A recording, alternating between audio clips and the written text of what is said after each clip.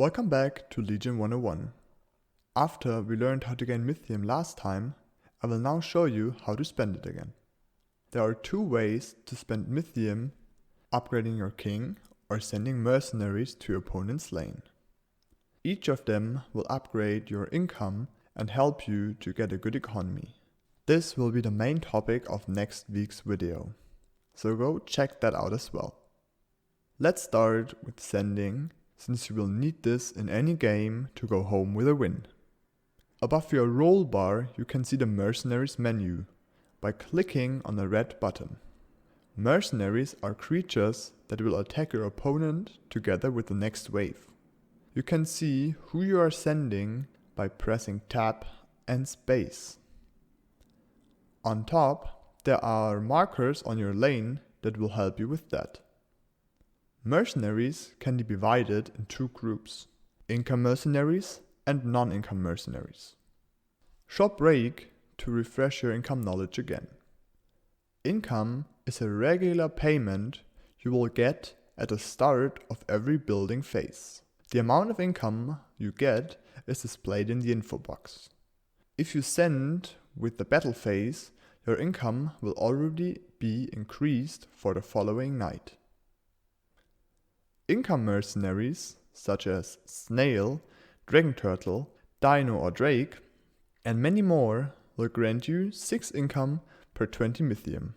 All those have no special ability and are meant to pressure only by the pure stats. Non-income mercenaries all have a special ability or spell on top of their strong stats. To compensate this, you will only get 5 income per 20 mythium. The only unit this is not fitting is the Mimic.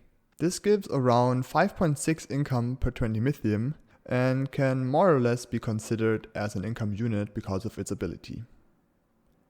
Hovering over the Mercenaries icon, you can see the name, price, defensive and attack types, and a lot of more important stats.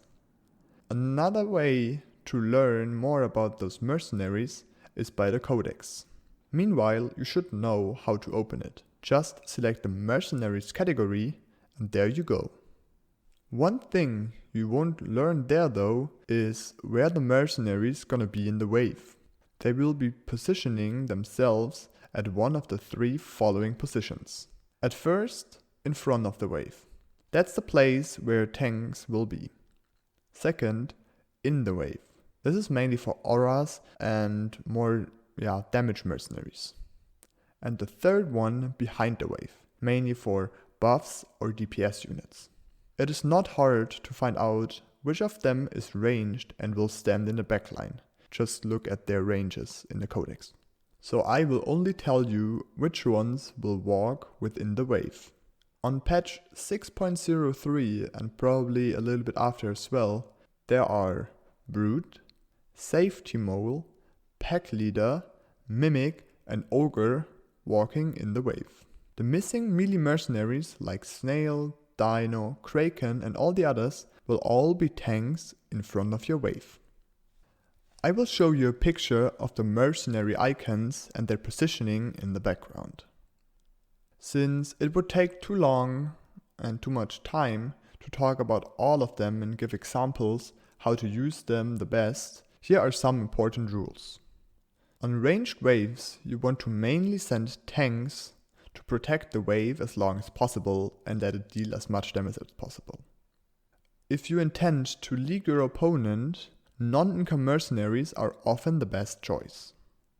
There are 3 aura mercenaries that will buff all creeps within a certain range. Those are Safety Mole, called Mole, the Pack Leader and the Hermit.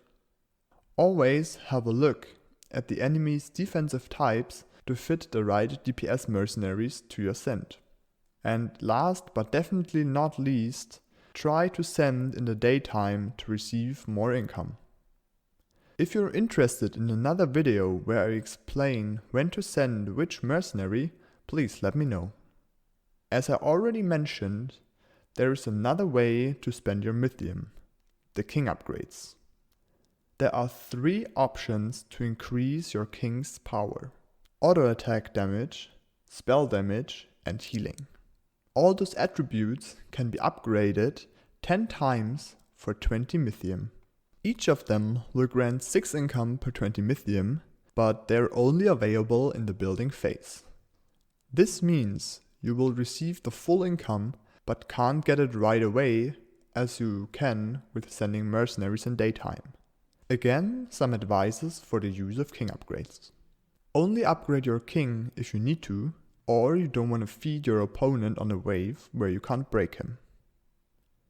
Healing should only be done when you already lost some king HP, otherwise spell and attack damage is probably the better choice. The longer the game goes, the better is an upgraded king. Be aware of this when you either send or receive a send. That's it for today. I hope you learned something. Next time we're talking about economy cycle and how to maximize it. Have fun and good luck in your games.